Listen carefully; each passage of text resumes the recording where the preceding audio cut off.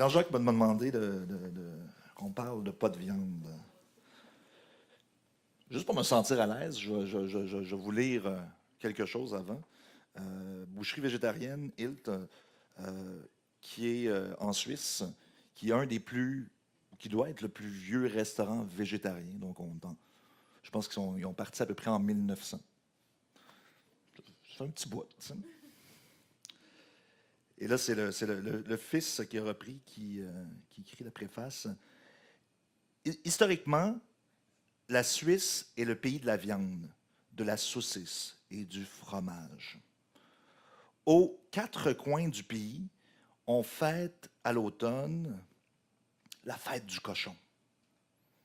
Les soirées barbecue estivales sont un rituel partout en Suisse. Dans chaque village, l'odeur des saucisses et du cervella grillé annonce le tournoi de football local ou la fête nationale. Et en hiver, la fondue et la raclette sont d'importants moments de convivialité. Tout cela n'est pas sans avoir laissé des traces chez moi. Quand enfant, j'accompagnais ma mère chez le charcutier, j'acceptais avec plaisir une rondelle de saucisse. Encore aujourd'hui, lorsque je parcours la ville à vélo, les parties de barbecue le long du lac Zurich et de la rivière Lima réveillent de beaux souvenirs. C'est certainement le cas de beaucoup de nos clients qui ont maintenant une alimentation végétarienne ou végane. Aussi attachés qu'ils soient à leur choix alimentaire, ils ne parviendront jamais à se couper complètement de leurs racines culinaires. Quoi de plus naturel que de leur proposer des alternatives qui les relient à leur tradition. C'est exactement ce que nous avons fait chez nous avec notre boucherie végétarienne. Les réactions dont nous sommes chaque jour témoins nous confirment la justesse de notre intuition. Peu après l'ouverture de notre boucherie végétarienne, un couple âgé se tenait devant notre comptoir, l'homme avec les yeux brillants, la femme en retrait, un peu nerveuse. Elle le pressait de se décider, mais il ne faisait rien. Contrairement à elle, il était végétarien depuis des années. Et maintenant qu'il avait la possibilité de s'offrir un cordon bleu ou une saucisse, il comptait bien prendre son temps. L'idée d'ouvrir une boucherie végétarienne m'est venue au cours d'un voyage à Shanghai. Il y avait partout des stands où les gens faisaient la queue pour acheter une brochette de 7 ans, un burger de tofu ou une escalope de tempeh. Une évidence dans de nombreux pays d'Asie où l'alimentation végétarienne est beaucoup plus répandue que chez nous, existe depuis des siècles. C'est à l'influence asiatique que nos produits culinaires végétariens et véganes doivent leur succès. Plus de 60 ans après que ma grand-mère a rapporté d'Inde les premières recettes et épices pour les intégrer à l'offre, nombreux sont ceux qui ont découvert chez nous les saveurs, les arômes et surtout la diversité végétarienne de la cuisine asiatique. Vous souvenez-vous de la façon dont on parlait du soya et du tofu il y a 20 ans?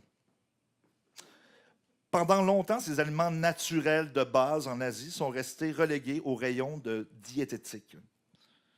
Maintenant, au restaurant thaïlandais, même les carnivores préfèrent occasionnellement un curry au tofu à sa version carnée. Et le tofu est l'un de nos produits les plus achetés à la saison des barbecues. En sortie scolaire, un enfant végétarien préfère piquer une saucisse sur une brochette avec ses camarades que de poser sur le grill des rondelles de courgettes ou une pomme de terre. Même les végétariens aiment déguster une bière accompagnée de bonnes choses cuites sur le feu et parfumées par la fumée. Je suis moi-même partiellement végétarien et je m'autorise de temps en autre un morceau de viande ou de poisson, quoique un peu plus rarement. En effet, je n'ai pas grandi végétarien comme beaucoup de nos clients. Et même si mon équipe et moi travaillons avec passion et ferveur dans le domaine de la gastronomie végétarienne, nous ne sommes pas dogmatiques. Je devrais me réjouir qu'il y ait de moins en moins de boucheries et de charcuteries, mais je ressens une perte. Même si cela ouvre de nouvelles opportunités et témoigne de l'humanité se nourrit de manière plus responsable et mange moins de viande. En effet, les gens se posent de plus en plus de questions sur l'élevage en batterie, les antibiotiques dans la viande et la souffrance animale. Pourtant, la disparition des boucheries et des charcuteries est l'une des raisons qui nous ont poussés à ouvrir une boucherie végétarienne. Pas seulement pour proposer des alternatives aux végétariens ou aux végétaliens, mais aussi pour préserver une tradition. En effet, les boucheries ne proposaient pas seulement de la viande. Beaucoup d'entre elles avaient aussi une activité de traiteur, d'épicerie fine, où on pouvait y acheter des épices, lentilles, salade de céleri et de pommes de terre, choucroute, tarte maison ou tomates séchées au soleil et conservées dans l'huile. Certes, nous avons encore une marge de progression sur certains produits. Dans le domaine de la saucisse végétarienne, par exemple, beaucoup de progrès sont à faire pour atteindre l'excellence. L'existence d'un rayon de crevettes ou mailleret de canard n'est-elle pas une curiosité ou appartient-il un jour à la normalité? Qui sait? Ça, c'est bizarre. Hein? On a acheté, c'est cette semaine qu'on a acheté un faux saumon. Ça, c'est vraiment bizarre. Non, c'est vrai. Le faux saumon, en plus, on est allé chez Avril, parce que tout le monde va chez Avril. Puis, non, mais c'est vraiment un faux saumon qui ressemblait à un saumon, hein? Ouais. Mais on l'a laissé dans le congélateur, on n'ose pas le manger. Puis là, il est comme enrobé d'algues aussi. Il a vraiment l'air d'un saumon, mais. Ouais. Hey, c'est pourquoi qu'on fait de. Ouais. Pourquoi? Ouais. Là, vous êtes dans une charcuterie, hein? Mais tu sais, ce gars-là, c'est un petit peu cette idée-là. Euh, pourquoi on fait de la fausse viande dans une charcuterie? Ben, tu sais, il y a cette demande-là. Je pense que les gens, de plus en plus, ont fait attention à qu'est-ce qu'on mange. Là, on part sur une réflexion. Hein. Non, c'est vrai. Ah, j'aime pas ça, parler de ça, de fausse viande, moi. Ouais, non, mais tu sais, nous, ben, ouais, faire à manger, ça fait du bien. Tu sais, à la base, ici, qu'on a ouvert le Pied Bleu, c'est toujours de travailler sur un produit dans son entièreté. Puis, c'est qu'on. Ah, c'est bizarre de travailler sur la fausse viande. Hein? C'est super drôle. Puis, j'ai mon petit charcutier ici qui travaille, Louis-Éric. Puis, au début, qu'on est parti sur l'idée de la fausse viande, on lui a dit Hey, Louis-Éric, toi, tu vas t'occuper de la fausse viande aussi. Tu sais, parce que pour nous, ça fait partie de la viande. Tu sais, puis juste de la réflexion de comment il allait travailler ça, lui. Parce que lui, il ne voulait pas travailler ça pendant tout. Là. Il dit Mais non, moi, je fais de la charcuterie. Hey, fuck off, man, je ne toucherai pas à la viande. Là, tu sais. J'arriverai à savoir. Puis, on est parti sur l'idée de regarde, on va te le préparer comme un cochon. C'est quand toi, tu vas arriver le lundi, parce que Louis-Éric, il arrive, lui, le lundi pour fabriquer, euh, ça, ça va être ta viande hachée. C'est que de plus en plus, on travaille comme ça sur le côté que Louis-Éric a sa viande hachée. Fait qu'on y a préparé, dans le fond, le 7 ans, au départ, c'est avec ça qu'on a travaillé. Puis, parce qu'il y a quand même une étape de faire le 7 ans, au lieu de découper le cochon, ben là, le 7 ans était déjà cuit en morceaux. Puis là, lui, à partir de là, il fait le même processus que la viande. Fait qu'il le passe au hachoir, mettons, puis il l'assaisonne, il rajoute des ingrédients, puis il le met en boyau pour faire des saucisses, là, comme par exemple. Puis là, on essaie plusieurs choses, mais là, ça, c'était la première étape. Mais c'est toujours le. Oui, puis le 7 ans, c'est ça. Parce que, tu sais, quand on parle de fausse viande, hein, comme là, présentement, on travaille sur le 7 ans. Parce que nous, on est toujours à la recherche que ça goûte la viande. C'est vrai, non, c'est vrai. Non, c'est super drôle. Puis avec les employés, tu sais, on s'amuse à faire des. On s'amuse à faire des saucisses végétariennes, donc là, qui sont à base de 7 ans. Puis là, on fait goûter hein, aux employés, tu sais. Puis on n'arrive pas à. On n'arrive pas. Non, mais c'est vrai, ça goûte jamais la viande. Mais nous, on veut que ça goûte la viande. Fait que là, on cherche du faux gras. Ouais. Du faux gras pour avoir la texture de gras. Ouais. C'est maigre un peu, mais le but, c'est d'arriver, tu sais, à un moment donné, à faire de la vraie viande. Mais on n'y arrive pas, hein? Non, mais il y a ce questionnement-là, tu sais, puis Mais on n'y arrive pas.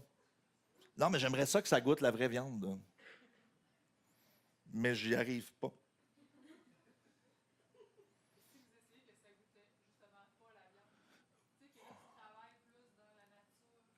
Ouais, mais je veux que ça goûte la viande. C'est bon, la viande?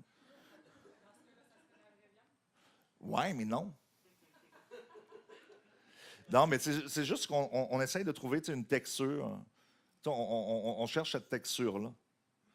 Puis, on est venu à faire ça. Je voulais pas juste que, genre, je mange pas de viande, c'est qu'on va manger juste des carottes, ou on va faire une salade de carottes, ou on va faire une salade, puis on va le donner au client. C'est plus l'idée de, on peut-tu retrouver cette texture-là, ce fumé-là. Puis c'est plus le travail qu'on veut faire. Moi, dans la vie, je travaille la viande, puis j'aime ça de la viande. C'est que là, c'est juste de trouver, comment on est capable de trouver ces mêmes textures-là, ou de créer ces textures-là. C'est qu'on s'est amusé, même maintenant, on met des trucs végétariens sur le menu, Tan, c'est ça, hein? Oui, des plats mijotés. C'est que là, ce temps-ci, parce que moi dans la vie, là, j'aime ça le réconfort de la cuisine. J'aime ça la bouffe de grand-maman. Pour moi, manger, là, c'est un acte social, c'est un partage. Il y a comme quelque chose d'extraordinaire. Si on pouvait juste s'asseoir à une table puis manger, ce serait extraordinaire dans la vie. On ne serait même pas obligé de manger. Dans le fond, on s'assoit puis on fait semblant. Puis, on voulait que les... de retrouver ce côté-là mijoté. Comme là, présentement, au Pied-Blanc, on travaille beaucoup sur les blanquettes. Comme là, on fait une blanquette de champignons avec du tofu fumé. Là, on va travailler avec le tempeh bientôt. On fait un faux bœuf bourguignon. C'est que ce côté-là, c'est ça qu'on veut aller rechercher, c'est ce côté-là familial, mais avec des textures où on n'est pas sur des textures dites végétariennes, disons. C'est un petit peu le mandat qu'on se donne. C'est pas super tout le temps, mais on essaye. Tu sais. Alimentez-moi, posez-moi des questions. Après, je vais pouvoir parler. Les employés, eux autres, ils vivent quoi? Ils sont végétariens? Hey, mais, tu vois, ce constat-là est venu de que je me suis rendu compte que la moitié de mes employés soit étaient végétariens ou mangeaient peu de viande. Non, je me souviens on a déjà parlé, puis je me souviens des soirs, j'étais fâché après mes employés. Là, je dis, voyons, Chris, vous êtes dans une charcuterie, nous, on travaille fort pour faire de la viande, pour faire des terrines. Puis vous autres, vous ne mangez pas de viande. Puis là, genre, vous vendez ça aux clients, là, genre, hey, bonjour, ça va bien. Mais en même temps, ils aimaient l'éthique de qu'est-ce qu'on faisait, puis tout ça. Mais, ouais. Ouais, mais j'ai vraiment deux modèles d'employés. J'ai mon modèle d'employé qui travaille beaucoup sur la viande, mais il s'amuse, hein, moi, c'est super drôle. J'ai un chef ici, Fabrice, qui est savoyard. Un vieux Français de calice. Il n'est pas sympathique, Fabrice. Il chiale tout le temps. Il fait une cuisine traditionnelle. Là. Mais le pire, parce que là, ça va faire à peu près 2 mois qu'on commence à travailler là-dessus. Puis, je vais vous dire, il y a du monde en tabarouette qui mange végétarien. Là. C'est fou, là. Ça fait 2 mois. Tous les jours, le monde mange notre menu végétarien. C'est débile. Mais je trouve ça beau. En plus, une communion. L'autre fois, j'ai eu un client qui est venu. Lui, le gars, il mange presque plus de viande ou de temps en temps. C'est que là, il se gâte. Un couple, 2 boys qui arrivent. Puis là, il y en a un qui veut faire plaisir à l'autre. Puis, il dit, OK, je vais manger de la viande aujourd'hui. T'sais. Ben non, il y avait une option végétarienne. Il était obligé de manger un maudit faux bœuf bourguignon, le pauvre. Lui, il pensait être... Oui, mais c'est ça, mon vieux français, mais je pense que c'est lui qui embarque le plus dans l'offre végétarienne, Fabrice. Puis, moi, je trouve que cet ouvrage-là est intéressant pour ça aussi. T'sais. Fabrice, qui ne serait jamais intéressé à faire ce type de bouffe-là. Genre, c'est lui qui est le plus intéressé. La semaine passée, il a fait un potage végétarien. Fabrice n'aurait jamais fait ça de sa vie. Lui, il va dans le frigidaire, il y a toujours un petit peu de fond de cochon, il en met. Même des fois, il faut le chicaner. Là. Il y a quoi dans ton potage? Oh, je mets un petit peu de fond de cochon. Là, tu as lié ça avec quoi? Ah, je fais un petit roux. Ouais, mais là, attends, est-ce que là, il y a de la farine, il y a du gluten, il y a tout ça? Ouais, il y a du beurre, tu sais, c'est comme... Mais le pire, c'est lui, on dirait qu'il est le plus normalisé maintenant dans mes employés, qui fait le plus attention, puis qui expérimente des choses aussi, là. On est passé vraiment de faire manger des tripes à un végétarien à faire des potages complètement fait. Ça, c'est très drôle. Là. Ouais. Ça, c'est très drôle. Là. Tania m'en a cuisiné un soir, hein, c'est ça? On avait un client végétarien. Hein? Ouais. On a un client végétarien. Je ne dirais pas c'est qui, je ne dirais pas qui est dans la salle. Donc, Tan à cuisiner. En plus, c'était sa fête. Là, il venait... Beau client, tu sais. Lui, à sa fête, il vient au pied bleu. Donc, végétarien, puis ça tombait, je ne sais pas pourquoi, Tania cuisinait. Non, mais c'est un accident. C'est un accident, tout Je suis passée par là, puis je disais, ah oui, j'ai quelque chose que j'ai fait, c'est vrai, ça, c'est super végétarien, tout. Là, on envoie ça, puis tout, là, je fais comme. Il revient, puis il dit, c'était bon, c'était bon la texture, il y avait des pleurotes. Là, j'étais, pas de pleurotes, c'était genre 4 mois, j'ai pas acheté de pleurotes. C'est comme, oh non, j'avais mis des tripes. Oh mais la totale. Mais là est venue l'idée de faire comme, ah, c'est vrai, la pleurote a une texture de viande, tu sais, on va faire une rillette de pleurote. C'est drôle, mais à date, le travail avec la fausse viande, où on arrive le mieux à avoir des résultats de qu'est-ce qu'on veut, c'est souvent avec les champignons. Comme là, on a fait des tests de rillettes avec de la pleurote, du beurre de coco, du champignon king, juste effiloché, beurre de coco, après juste un petit peu moutardé pour aller chercher ce goût-là de rillettes, du vin blanc un petit peu acide pour aller chercher l'acidité, tout ça. Puis ça, on arrive à... Depuis tantôt, je dis je ne suis pas content du résultat. Là, on arrive à quelque chose d'intéressant. On a fait aussi des crotons de champignons. Ça aussi, on arrive à quelque chose d'intéressant. On arrive dans une texture. C'est toujours le but, c'est toujours d'aller chercher une texture ou un. Peut-être que le champignon, lui, a ça. Ouais. Comment vous réconciliez toutes vos valeurs de consommation locale? Parce que là, si ton gras, tu ne peux pas prendre du gras de canard d'à côté. Faut ouais, c'est ça qui m'achale un peu. L'huile de coco qui ouais. vient de Tombouctou. Peut-être qu'il y a d'autres solutions, mais... Je ne sais pas encore. Je ne suis pas encore rendu là dans ma réflexion, mais c'est le côté qui m'écœure un peu. Genre, je ne sais pas moi, le 7 ans ou le gluten qu'on prend, jusqu'à où je sais où il vient, les autres produits. J'ai plus de misère à être local. Mais de plus en plus, on a de la misère à être local. Là. Moi, je vais à l'épicerie, je deviens fâché. Là. Apporte-moi pas à l'épicerie. Là. Non.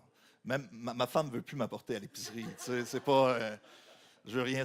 Moi, je rentre dans l'épicerie puis je chiale. T'sais. Non, c'est encore pire. Non, mais crime. Hey, j'arrive dans le rayon de viande. Ça fait combien de temps, tu sais, dans le rayon de viande? Il n'y a rien qui est écrit. Tu sais, bon, j'aime un peu la viande, mais ça va être mon rayon que j'aime le plus. Puis j'ai zéro information quand je vais là. Moi, ça me perturbe bien raide. Là. Il n'est écrit rien. Il y a du bœuf, il y a du porc, il y a du poulet. Puis il n'est même pas beau. Puis c'est cher. Ah, moi, ça me... Non. Ouais. De?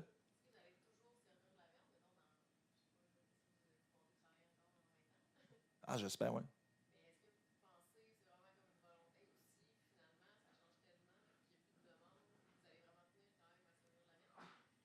Oui, sûrement quoi. Mais on le fait déjà, hein, tu sais. Regarde, on a une charcuterie. Ouais? Ouais. De? Mais c'est parce que c'est juste pas tant comme servir de la viande dans un restaurant que partir à la base, tu sais, acheter un cochon entier par semaine. Tu sais, au pire, si c'est un plus petit, cette semaine-là, ça sera un 6 pouces. Ça change. Mais puis de le transformer en entier, tu sais, dans le. Tu sais, c'est plus ça le travail qu'on fait depuis genre 10 ans. C'est ça qu'on met de l'avant, qu'on connaît, tu sais, notre producteur, on sait comme les pratiques qu'il fait avec. On connaît ses animaux, à la limite. Là, fait que c'est plus ça comme notre démarche, tu sais, que je pense. C'est sûr que si à un moment donné, il n'y a plus personne qui rentre, on va être obligé d'aller leur porter. Non, mais au pire, on va faire ça en cachette à la maison, tu sais. Mais, ben, tu sais, moi, je pense qu'il faut qu'il y ait cette tradition-là qui perdure quand même, tu sais. Peut-être que oui, on peut faire une consommation qui soit plus raisonnée, mais c'est important que ces traditions-là, tu sais, reste, tu sais, dans le temps. Tu sais. Puis, c'est même encore là, tu sais, c'est très drôle d'être charcutier en 2018. Tu sais. Puis c'est un combat vraiment à tous les jours. Tu sais. Tu sais, moi, dans la vie, je voulais pas avoir de restaurant.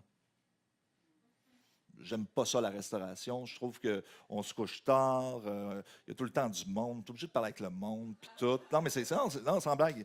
Mais tu sais, ça tire du jus, là, tu sais. Puis là, il faut répondre aux clients, puis tout. Nous, à la base, on voulait une charcuterie. Mais est-ce qu'on est capable de juste vivre, de vendre la viande en 2018, puis d'être artisanal? Je pense pas. C'est pour ça qu'on a des restos.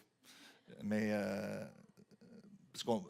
Ça ne veut pas dire qu'on gagne plus bien notre vie avec des restos, là, mais au moins, ça met de l'eau ça met de l'eau au moulin. Mais à la base, nous, ce qu'on voulait faire, c'était de travailler le cochon puis de le transformer. C'est de faire de l'artisanat puis de perdurer des traditions. T'sais. Là, vous êtes quand même passé maître dans cet art-là. Vous avez gagné des prix. Oui, mais on n'est pas maître pantoute. Là, Mais avez-vous aussi d'aller soumettre vos produits dans des concours végétariens ou dans des concours de viande sans le goût? Ben, gars, tu parles de ça, c'est super drôle. Mais tu sais, Jacques, j'ai un projet bientôt, c'est le concours de boudin. Chaque année, on envoie du boudin. Que vous le gagnez depuis combien d'années? 7 ans, 8 ans. Mais là, non, mais cette année, on va envoyer un boudin végétarien au concours de boudin. Je suis pas sûr que les Français vont comprendre, mais c'est juste pour... Non, mais pour nous, c'est toujours un jeu de chercher des textures. T'sais. Comme là, on est sur l'idée, on sait qu'on ne fera pas un boudin crémeux. C'est qu'on est sur l'idée du genre d'un boudin avec de la betterave. On veut avoir cette couleur-là. Puis je pense qu'on va aller sur un style de boudin allemand un peu. Donc un boudin qui est très sur les épices, avec de l'orge, donc avoir plus de texture, tout ça. On a fait une coupe de tests, pas pire. Mais on dirait qu'à chaque fois qu'on travaille sur... ici, on a zéro gluten dans la vie. On n'utilise presque pas de farine. Puis on dirait que depuis qu'on travaille sur le végé, la fausse viande, parce qu'on ne travaille pas sur le végé, on travaille sur de la fausse viande tout le temps. On travaille beaucoup la farine. C'est que là, tu vois, là, c'est des idées aussi qu'on veut plus travailler là, dans les prochaines... Tu sais, avec la farine de pois chiches. Wow. Vous parliez que vous n'étiez pas encore capable d'arriver avec une vraie texture de viande à goût, du moins, je comprends. Est-ce qu'il y en a d'autres dans le monde qui le font? Puis si oui, est-ce qu'il y a des collaborations qui peuvent se faire? Sinon, est-ce qu'il y a des chercheurs qui pourraient pas vous aider en sciences et technologies des aliments? Mais il y a une grosse compagnie, Beyond Meat ou quelque chose comme ça, aux États-Unis, qui arrive là, à faire une belle imitation de viande. Là. Bon, mais sauf que la problématique, moi, c'est toujours ça aussi. Là. C'est que ça devient industriel à un moment donné aussi. Ça devient un travail d'usine. Moi, le travail qu'on fait, on veut arriver à quelque chose qui soit intéressant puis que quelqu'un puisse le faire à la maison. C'est que oui, s'il y a des chercheurs qui veulent embarquer là-dedans, tant mieux. Mais moi le but à la base, je veux être capable, puis faire maison. Puis en plus, moi, ça me fait peur, ça, sur ce côté-là. Faire maison, là, je trouve qu'on le perd de plus en plus. Puis surtout en restauration, on est en train de le perdre, mais comme ça se peut pas. On fait de moins en moins maison. On préfabrique. Là. Il y a des compagnies qui te préfabriquent. Puis, moi, je regarde en France, c'est encore pire. Maintenant, tu peux avoir un restaurant en France et ne pas cuisiner. Tout arrive.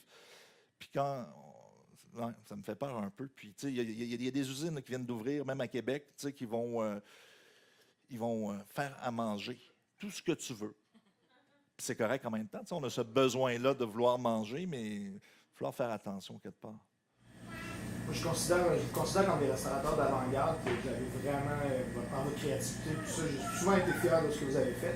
Mais y a-t-il quand même pas juste un move commercial, mais un commitment idéologique en travaillant le VG? Est-ce que c'est une adhésion de votre part au mouvement contemporain? Ben, c'est surtout pour les gens qui viennent ici, dans le fond, c'est qu'à chaque fois qu'il y avait dans un groupe quelqu'un qui ne mange pas de viande, ben, on allait au Renard et la Chouette chercher des petits plats parce que là-bas, il y a plus de légumes, ou des fois le poisson, ça dépendait. Et là, on est là, tu leur offrir de quoi de chaud, c'est comme il disait, les mijotés, tout ça. C'est là, l'idée est venue de là. Au départ, assiette de charcuterie végétarienne, après ça, mijoté végétarien, après ça, pour les salades de fromage de sang, ça marche. Mais tu sais, qu'il y ait la même expérience avec tout le monde, puis que Mais c'est Je pas. veux juste vous dire que moi, la traduction du message, je vais pouvoir faire ça. Là. Alors, je me dis, tiens, un charcutier conscient. Mais est-ce que c'est ce que vous pensez être ou moi, c'est ma lecture? Tant mieux si je lis ça par votre accent. non, on est juste curieux dans le fond. On est curieux, mais. Non, mais tu sais, dans On le va fond. perdre vos clients, finalement. Non, pas du Non, mais tout. c'est Non, vraiment, vraiment pas. tu sais, c'est un défi à chaque fois depuis le début. Le traiteur, c'était ça, la charcuterie, c'était ça. C'est vraiment faire à la base toute maison. Puis là, tu sais, c'est un nouveau défi, là, dans le fond. Parce qu'on voit les livres, mettons les photos, tout ça, on dit ah, wow, c'est vraiment l'air, tu sais, t'as une vraie saucisse, on dit qu'à de le faire, puis si tu veux, c'est-tu bon, tu sais. Mais on le sait pas, parce qu'on n'est pas tout allé goûter. Mais c'est certain que, tu sais, on croit, tu sais, je pense à. Puis ça a toujours été le même message. On croit à quelque chose, tu sais, d'une alimentation qui est diversifiée. Tu sais. C'est que, tu sais, être végétarien, non. Tu sais, moi, je peux pas. Non. Mais est-ce qu'on peut avoir une alimentation diversifiée? Ça, je pense que oui. Tu sais, puis on s'amuse ça en charcuterie. Là. Présentement, on fait de la charcuterie de la mer. On fait de la charcuterie végétarienne, donc de fausse viande. On fait de la charcuterie de légumes. Puis on s'amuse, mais à diversifier les choses. On a fait des tests récemment de jambon de bonite. C'était extraordinaire. Là, on est parti sur les mêmes bases que pour faire un jambon, mais juste pour diversifier puis s'amuser à. On peut-tu manger large? T'sais? Moi, je trouve que souvent, on mange collé. T'sais. On mange tout le temps. Non, mais on mange tout le temps la même affaire. Ben, en tout cas, je pense que dans tout ça, vous avez réussi sans aucun doute, du moins, à garder cet esprit-là de bouffe confortable, de bouffe réconfortante. Visiblement, parce qu'on le voit encore aujourd'hui, je veux dire, on est comme dans votre cuisine encore. Ouais.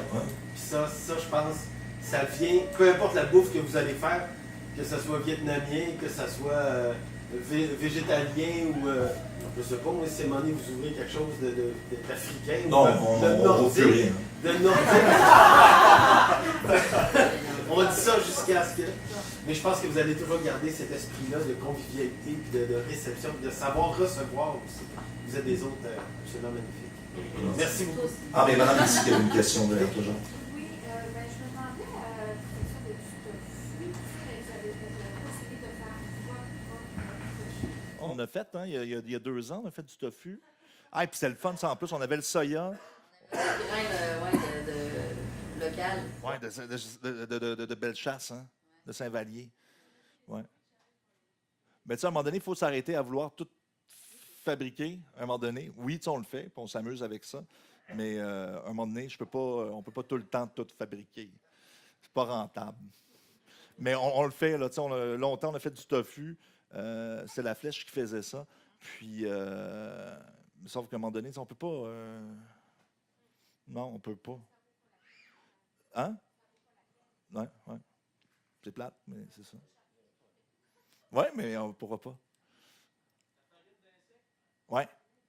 Prochain défi, ça. Mais regarde, tu vois, mais c'est super. Moi, ça m'intéresse au bout. Puis je trouve que cette note-là végétale, il y a quelque chose de le fun là, dans les insectes, tout ça. Hein? Ben, du côté de la protéine, quand même, tu as le croquant. Mais en même temps, oui, mais c'est pas c'est toujours la même affaire. On cherche une texture. On n'a pas la texture de la viande. Ouais. Mais normalement, on est supposé de travailler ça. Mais c'est dur à trouver. Hein? Tu as un fournisseur. Il y en a un en Ontario. À Québec? OK, on commence. On commence ça la semaine prochaine. En plus, j'ai un de mes gars qui ça fait longtemps qu'il m'en parle et qui veut travailler ça. Non, c'est vrai. Fait que t'auras juste à rajouter une petite sauterelle sur ton logo. Ouais. Le pied bleu avec un petit... Un petit grillon sur Un le petit pied. grillon sur le pied bleu. C'est pas pire. Des abats d'insectes. De? OK.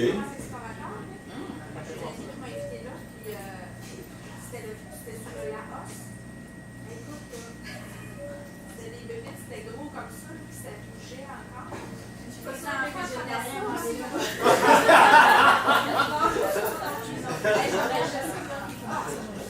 C'était quelque chose. Les enfants connaissaient ça, ils mangeaient ça parce qu'il n'y avait pas d'argent. Bon, mais il y a ce côté-là aussi, hein, tu sais. on mange, tu sais, veux pas ici, on mange par luxe plus que par. Tu sais, il y a ce questionnement-là à se faire aussi. Hein. Dernière question. Oui, une question. C'est quoi vos sources d'inspiration pour une production plus artisanale comme ça? Vos sources d'inspiration? De la naïveté. Non, mais c'est un petit peu ça. Il n'y a pas de source d'inspiration. Ben, tout le temps, oui. Oui. Beaucoup de livres, puis beaucoup d'images. Tu sais, puis, mais sinon, non, c'est vraiment. Ouais. À partir du moment qu'on le fait nous-mêmes, on était juste deux au début, qu'on le faisait nous-mêmes, fait que ça a déjà commencé pas mal artisanal. Mais souvent, la source d'inspiration, tu sais, c'est des gens, là. C'est une remarque, tu sais, puis un mot. C'est bien. Tu sais, comme on disait, tu sais, on est en train de travailler sur la fausse viande. Mais tu sais, c'est mes employés, à un moment donné, comme je disais, tu sais, je fais comme crime. La moitié de mes employés ne mangent pas de viande, puis ce qu'ils vendent, c'est de la viande. Ben OK, tu sais, on va faire un effort, puis on va s'amuser à faire quelque chose. Mais c'est tout le temps. Souvent, c'est une influence des gens, je pense, que plus que d'autres choses. Tu sais, comme, moi, je suis super content, là, tu sais. Depuis qu'on on met de la bouffe végétarienne sur le menu, puis le monde le mange, je trouve ça extraordinaire. Puis c'est des mijotés, c'est réconfortant. Ça, je trouve ça vraiment le fun. Parce que, tu sais, je ne perds pas mon but en même temps, tu sais, de ce côté-là réconfortant de grand-maman. Tu sais. Puis nous, à la base, c'est vraiment ça, tu sais, c'est ce côté-là. Moi, mes enfants, ils vont à l'école à côté. Tu sais, ils viennent manger le midi, ils viennent faire leurs devoirs le soir. Mon père, il fait des commissions comme ça se peut pas. Tu sais, mon beau-père, il vient réparer des trucs. Tu sais, c'est comme... C'est juste ça.